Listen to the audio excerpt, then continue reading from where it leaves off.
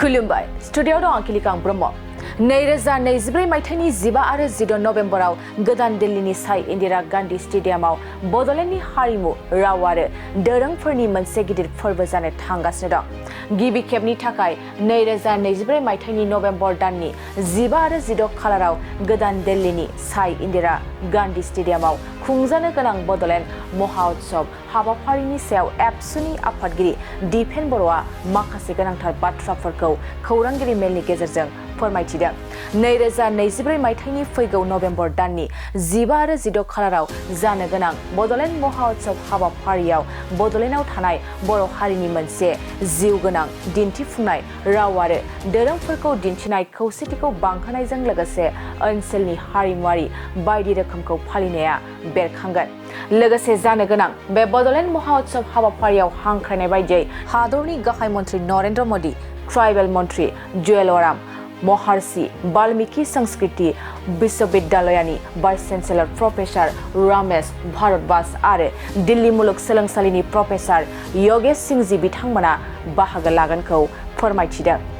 दुलाराय बर' फरायसा आफादनि आफादगिरि दिपेन बर'आ निखिल बर' छात्र सन्था, बर' साहित्य सभा, दुलाराय बर' हारिमु आफाद और गांधी हिंदुस्तानी साहित्य सभा चारिटा संगठने मिली बिटिआर सरकारों बा बड'लेण्ड सरकारों सहयोगत आमी এই बड'लेण्ड महोत्सव प्रथमबारों कारण आमी आयोजन करिছো और এই महोत्सवर जोगेदी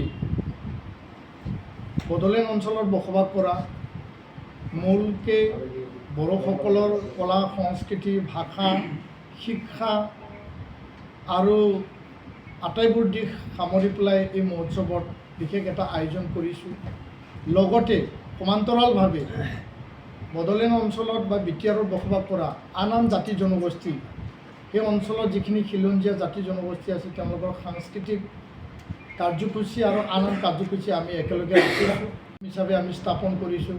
আৰু ইয়াৰ কাৰণে বড়ো ভাষা যেহেতু 8 শিডিউলত অন্তৰ্ভুক্ত হ'ল 2003 একৰ্ডৰ যোগেদি 2004 এইটো মান্যতা পালে আৰু এই দিশটো নজৰ ৰাখি সেই সময়ত এই গোটেই কাম বড়োসকলক এটা আশীৰ্বাদৰ দৰে কৰি দিছিল আৰু এই মহান ব্যক্তিসকলক আমি সম্বৰ্ধনা দিম।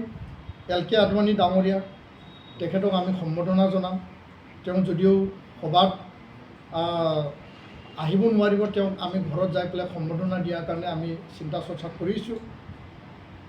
ইয়াৰ লগতে ডক্টৰ মুৰলী মনোহৰ যোশী সেই সময়ত শিক্ষামন্ত্ৰী ভাৰতৰ প্ৰফেসৰ ৰমেশ ভৰদ্বাজ বৰ্তমান মহৰ্ষি বাল্মীকি বিশ্ববিদ্যালয় হাৰিয়ানাৰ ভাইচ চেঞ্চেলৰ আৰু বড়োসকলৰ মাজৰ পৰা প্ৰাক্তন সভাপতি বড়ো সাহিত্য সভাৰ সুবুংথিনী থাণ্ডৈ বিনেশ্বৰ ব্ৰহ্ম তাক পষ্টমাছলি দিয়া হ'ব।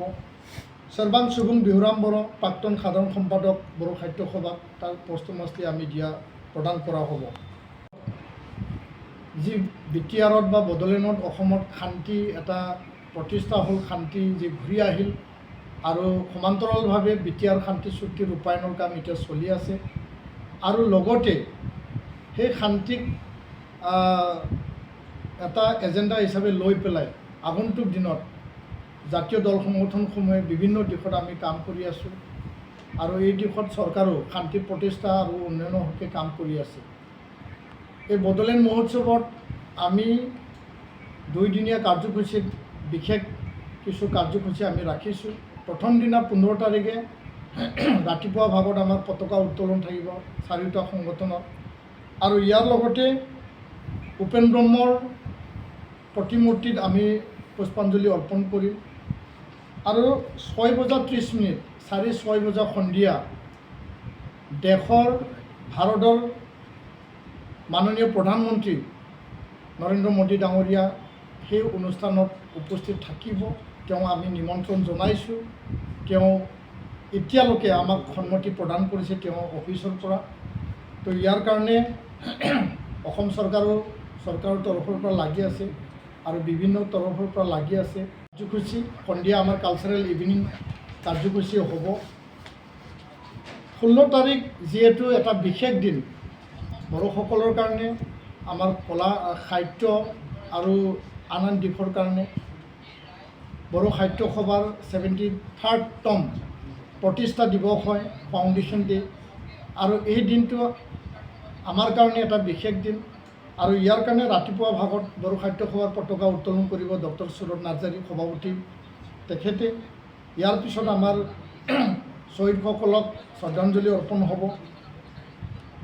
ৰাজঘাটৰ পৰা যন্তৰ মন্তৰ প্ৰায় 7-8 কিলোমিটাৰ এই দীঘলীয়া পথ আমি প্ৰায় 4,000 ইয়াত যিখিনি লোক উপস্থিত থাকিব তেওঁলোকে সাংস্কৃতিক এটা শোভাযাত্ৰা, এই দীঘলীয়া যাত্ৰা আমি তাত শান্তিৰ হকে বা সমন্বয়ৰ হকে আমি এটা ৰেলী আমি আয়োজন কৰিছোঁ ৰাজঘাটৰ পৰা যন্তৰ মন্তৰলৈকে। আৰু ইয়াত এটা উল্লেখনীয় দিশ থাকিব।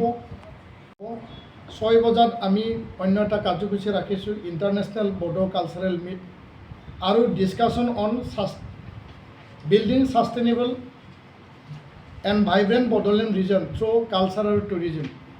কলা সংস্কৃতি আৰু যি পৰ্যটন, ইয়াৰ যোগেদি বডোলেণ্ড অঞ্চলখন কেনেকৈ আগুৱাই নিব পাৰোঁ। আৰু ইয়াত আমি গজেন্দ্ৰ সিং শেখাৱত কেন্দ্ৰীয় কালচাৰ আৰু পৰ্যটন বিভাগৰ মন্ত্ৰী তেখেতক আমি নিমন্ত্ৰণ জনাইছোঁ। লগতে জ্যোতিৰাদিত্য সিন্ধিয়া ডনাৰ মন্ত্ৰী তেখেতকো আমি নিমন্ত্ৰণৰ কাৰণে আমি পত্ৰ প্ৰেৰণ কৰিছোঁ। লগতে Pabitra Margherita union minister of state for external affairs. আৰু এই কাৰ্যসূচীতে আমি নিমন্ত্ৰণ দিছোঁ হিজ এক্সেলেঞ্চি মেজৰ জেনেৰেল পেটছভ নামগেল ভূটানৰ এম্বাচাডৰ আৰু নেপালৰ ambassador Shankar Prasad Sharma his excellency. তেওঁলোকৰ কনচেন এতিয়ালৈকে ফাইনেল হোৱা নাই, কিন্তু আমি নিমন্ত্ৰণ অলৰেডি প্ৰেৰণ কৰিছোঁ। 3 বজাত আমি কাৰ্যসূচী ৰাখিছোঁ এডুকেশ্যন আৰু literary discussion 73rd foundation day Bodo সাহিত্য সভাৰ লগত সংগতি ৰাখি ইয়াত ৰাষ্ট্ৰীয় শিক্ষানীতি নেশ্যনেল এডুকেশ্যন পলিচি 2020 যিহেতু এতিয়া ইমপ্লিমেণ্টেশ্যন হৈছে, ইয়াৰ ওপৰত আলোচনা হ'ব, য'ত নেকি দেশৰ শিক্ষামন্ত্ৰী ধৰ্মেন্দ্ৰ প্ৰধান ডাঙৰীয়া থাকিব। লগতে সাহিত্য একাডেমীৰ সভাপতি ডক্টৰ মাধৱ কৌশিক ডাঙৰীয়া থাকিব। দিল্লী ইউনিভাৰ্চিটিৰ ভাইচ চেঞ্চেলৰ প্ৰফেচৰ যোগেশ সিং ডাঙৰীয়াক আমি নিমন্ত্ৰণ জনাইছোঁ। আৰু বিভিন্ন বিশিষ্ট ব্যক্তিসকল থাকিব। এই কাৰ্যসূচীতে আমি আৰু এটা বিশেষ কাৰ্যসূচী আমি ৰাখিছোঁ, যিহেতু বড়ো সাহিত্য, বড়ো ভাষা আমি দীঘলীয়া যাত্ৰাৰে সংগ্ৰামৰ মাজেদি আহিছোঁ। আছে সন্ধিয়া আমাৰ কালচাৰেল ইভিনিং হ'ব। এই কালচাৰেল ইভিনিঙত সন্মানীয় ট্ৰাইবেল এফেয়াৰ্ছৰ কেন্দ্ৰীয় মন্ত্ৰী জুৱেল ওৰাম ডাঙৰীয়া তাত উপস্থিত থাকিব আৰু তেওঁ অলৰেডি আমাক কনচেণ্ট দিছে।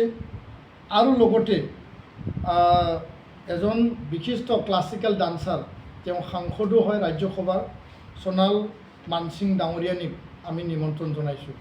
তো এই দুদিনীয়া কাৰ্যসূচী আমি খুব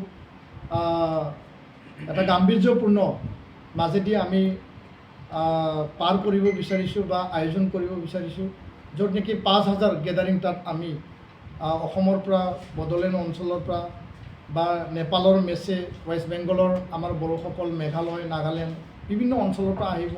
আৰু অসমৰ দিল্লীত বসবাস কৰা আমাৰ বিভিন্ন জাতি জনগোষ্ঠী, আমাৰ যিখিনি ছাত্ৰ ছাত্ৰী ইয়াতে পঢ়ি আছে, আমি সকলোকে নিমন্ত্ৰণ জনাইছোঁ। সেই কাৰ্যসূচী অসমৰ গৌৰৱ, সেই কাৰ্যসূচী বডোলেণ্ড অঞ্চলৰ গৌৰৱ আৰু সকলোৰে গৌৰৱ হিচাপে বডোলেণ্ড মহোৎসৱ প্ৰথমবাৰৰ কাৰণে যিহেতু আমি আয়োজন কৰিছোঁ, সকলোৱে আন্তৰিকতাৰে যাতে লৈ পেলাই ইয়াত উপস্থিত থাকে, তাৰ কাৰণে আমি বিনম্ৰতাৰে আহ্বান জনাইছোঁ। আৰু ইয়াৰ ছাকচেছ, ইয়াৰ মানে সফলতা আমি কামনা কৰিছোঁ। ধন্যবাদ।